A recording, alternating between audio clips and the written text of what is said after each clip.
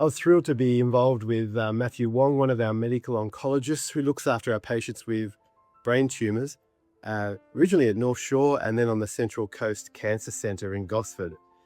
Matt has got a number of interesting parts of his personality, which includes being an active musician, a pianist, and also a composer of music.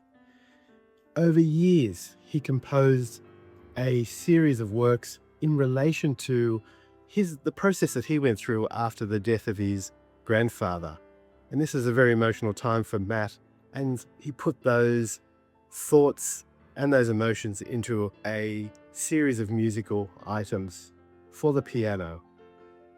He came to us at the Brain Cancer Group to look for a way of potentially sharing this great piece of work that he's done with our other patients, because he found the whole process and listening to the music a great way to deal with that grieving process.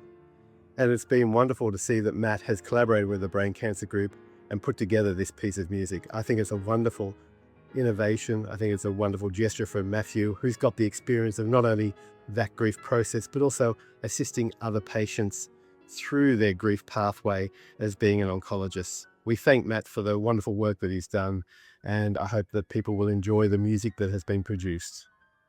Thank you. My name is Matthew Wong. I'm a medical oncologist in Gosford and Wong Hospital, and I have an interest in treating brain tumor, lung cancers, and gastrointestinal cancer. As of 2026, I've been there for the last 13 years. I work very closely with Professor Michael Back from Radiation Oncology and Professor Helen Wheeler from Medical Oncology. I also thank the neurosurgeons at Royal North Shore Hospitals and colleagues in supporting me and my friends in providing a comprehensive neuro-oncology service on the Central Coast. My name is Alexander Yao. I'm a concert pianist based in Sydney. I've been playing piano for over 20 years, and I now work as a concert pianist and a chamber musician, and I teach piano as well. Matt Wong sent me his music, and then I had a listen to it, and I looked at the score, and I found it was quite very interesting, and also the cause for this project was also really fulfilling. So I thought I'll get involved with this project. Yes. We always find out what the composer is going through when writing these works. Very fortunately, Matt Wong is still here, of course, and he can tell us personally about this story. Then I can really understand it and really get inspired by his story and to play the music that way. In other works by other classical composers, I have to guess, I have to read, and I have to do more research and also study a lot of their other music to find out how to really approach this music. But in this case, we're very fortunate that Matt is here, so he can tell me how to play his music and the meaning of why he composed it. So like most Asian kids, my Chinese parents wanted me and my brother to excel both academically and in music. So I started learning piano when I was 4 years old, and then I went on to finish all my professional concert piano grade just after year 12. I always liked composing. It's second nature to me, and I started composing major works when I was 15. However, after I graduated from uni, I had to continue my studies, work as junior doctor, and then started my family. So for about 20 years or so, I was mainly composing hymns for churches. It wasn't really until around 5 years ago I started picking up classical music again, and I had the amazing opportunity to meet some great musicians who encouraged me to start composing classical music again. I would say this collection of piano music was a turning point for me as a teenager, growing up into an adult. When I was 17 in my year 12, my grandpa, who was a fit 80-year-old, was diagnosed with an advanced gallbladder cancer. He was too old to have chemo, and surgery could not remove all his cancer. So he deteriorated over the next few months to the point he needed to be in a nursing home. So I remember I was going to visit him maybe twice a week while studying for my year 12 HSC. So after he passed on, I had this empty void inside as I became quite close to him, and I found it very hard to process it as a young person. Then my mom showed me the cycle of grief and crisis, and that's when I felt compelled to express my emotions into what I knew best at the time, which is composing piano music. I think I just approached this as a project that I'm playing this music for a good cause, for the raising awareness for the brain cancer group. it actually relates to me quite personally too, because my grandpa, both of them passed away very recently as well.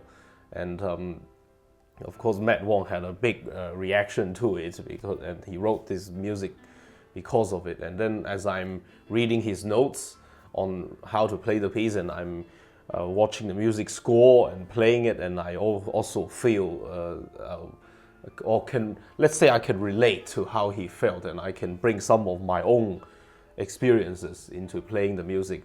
But my work is to really bring the music to life, and of course, hopefully this music will change the audience. And I mean, music has the ability to describe emotions much more deeply and much more in a special way than words or a talk or something can, or even images. But music somehow has a lasting impact, and usually is a very strong tool to bring awareness and to bring these issues out to the audience. And I hope they will enjoy it through the music that Matt Wong has composed and the music that I played.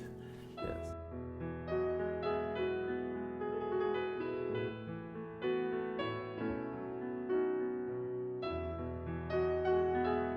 So this collection of 6 pieces was named Crisis Bagatelles. Bagatelles means short pieces of piano music. And as to why I call it Crisis, well, originally I was going to call it something like Cancer Journey or Grief Journey. But as I was getting close to complete the composition, I felt that the emotions I injected in the music was not only appropriate for people going through grief, but also to anyone who went through a crisis. Crisis response happen every day in a broken world. It could happen to you and to me anytime, from a car accident to loss of job, to cancer, to global crisis. So I feel by calling it Crisis Bagatelles, it will be appreciated by people more broadly. I'd say the beautiful thing about music is that it transcends culture, ethnic groups, socioeconomic status, and is in essence a language on its own. I'm most inspired by Debussy, who's a post-romantic French composer of the late 19th century. And he's used to this technique called music impressionism, where he uses music to paint pictures. I grew very fond of the notion of using music rather than words to paint a picture, and so I've influenced by him a lot. As to why I want to work with the brain cancer group to deliver this music, I felt that the brain tumor patients and their family go through so much, it's very hard to express in words often. In a physical sense, many of the patients could not communicate or comprehend due to brain tumor. And in the psychological sense, many patients and their families go through a very tough journey with neurological and cognitive decline. And often significant carer stress as well was also part of it. So TBCG Reach is a good avenue for the distribution of music to benefit brain cancer patients and their carers. It's my hope that through music it could open our patients and their families up, for them to know that it's okay to feel hurt and feel depressed and feel angry, but that ultimately the goal is to get to the stage of acceptance and to be at peace at their own pace. So my special thanks to TBCG's support in making this project come to life, so we can share this music with patients and carers when words are just not enough to express the emotions they might be feeling.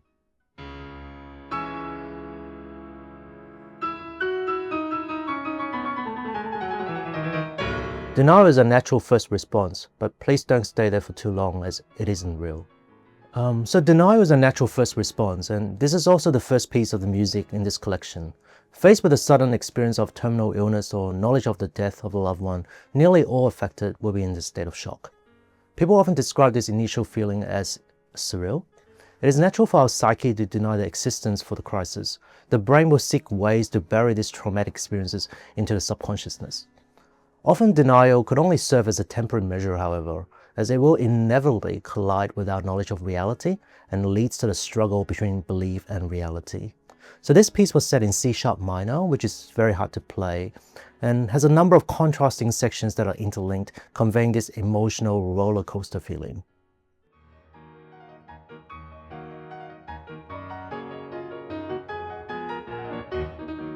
Anxiety goes round and round, so go past it and don't let it take over.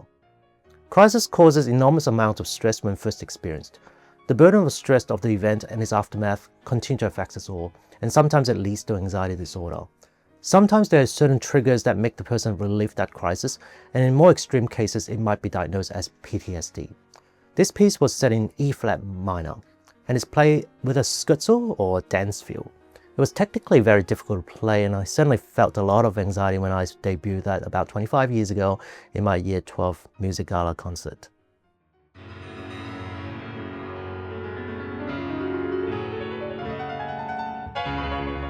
If I don't control anger, anger will control me. Following the initial shock, denial, and anxiety, many times as humans we tend to ask why. We want to make sense of the tragedy that was unfolding, and unfortunately in oncology, aside from the occasional bad lifestyle choices, in the majority of cases, cancer occurs seemingly randomly. When we can't find answers to the questions why, some of us will become angry. We become angry with ourselves, with the world, even with God. Sometimes these feelings are valid, but we must exercise caution how we express this anger. This was actually the second last piece I composed and set in F sharp minor, and I was circling between some of the other emotions for a very long time after my grandpa's death. For me, I chose to express anger through music, and I hope that this third piece was able to help patients and family to address the inner anger in a constructive and non-destructive way.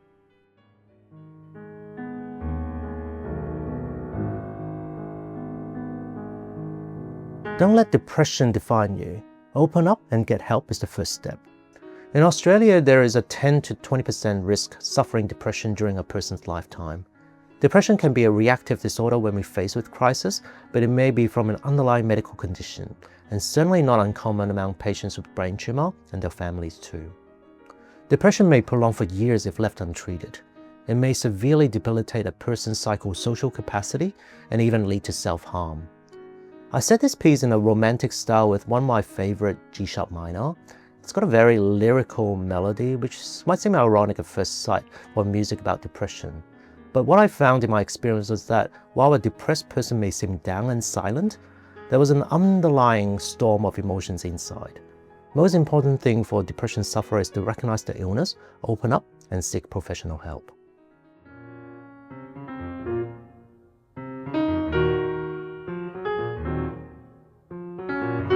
Disconnect from negativity, not reality. When a person becomes broken from inside out, he's truly in despair. He or she has lost meaning and purpose, does not care and does not want to know. He or she has truly lost all hope. This brokenness can comprise of breaking off from human contact and relationship, break off from reality, and break off of the body, mind, and soul. This was an easy piece to compose but difficult piece to perform. It was set in B flat minor and modulated in C minor, and used a particular foreign medieval scale called the lead-in mode. I myself never really got to that stage. I was very much supported by my parents in all of this, but I imagine many patients and their families could go through a heartbroken stage.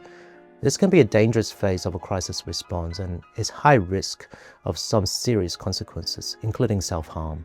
There might be just a small hint of this in a note, in a diary or Facebook page, but when someone feels this way, this should be a red alert. Friends and families need to recognize this and seek professional help or counseling service like Beyond Blue or Helpline for their loved ones going through this stage.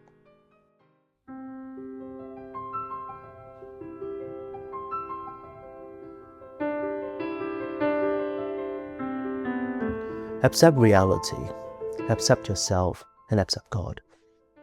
So acceptance is a process that has its ups and downs. Acceptance of a crisis or tragedy can take days or even years, and for some, they can never fully accept the full weight of reality. Often, true acceptance, though, starts with one's inner self, and then with the support of friends, families, and church, the acceptance matures and breathes new life.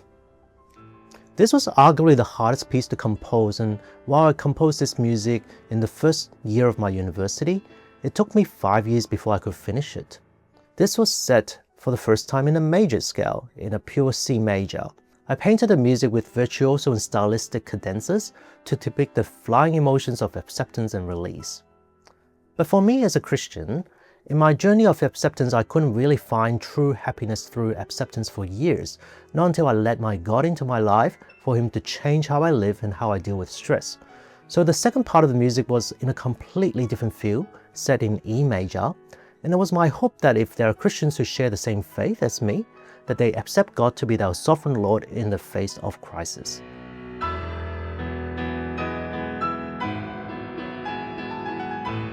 So to me, this music collection was close to my heart because it was like a diary or an autobiography as I went through some very dark times looking after my grandpa who died as a young person.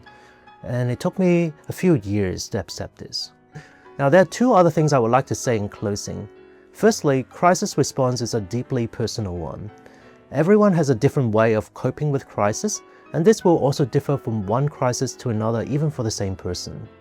As friends and family, we must support the person facing the crisis in an empathetic and a non-judgmental way. We should give them time to recover at their own pace. Now, secondly, I would like to highlight the importance of acceptance. While at the time of crisis, everything might seem surreal, well, eventually one must accept the reality. As a Christian, naturally I feel that true acceptance involves accepting God back to our lives. And that was an important part of my acceptance journey. But really, Christians and non-Christians all need to learn to accept the crisis and to be truly at peace. True acceptance is when we embrace our past crisis into our own identity. Only when we accept fully the crisis will we be able to move forward with hope and with love.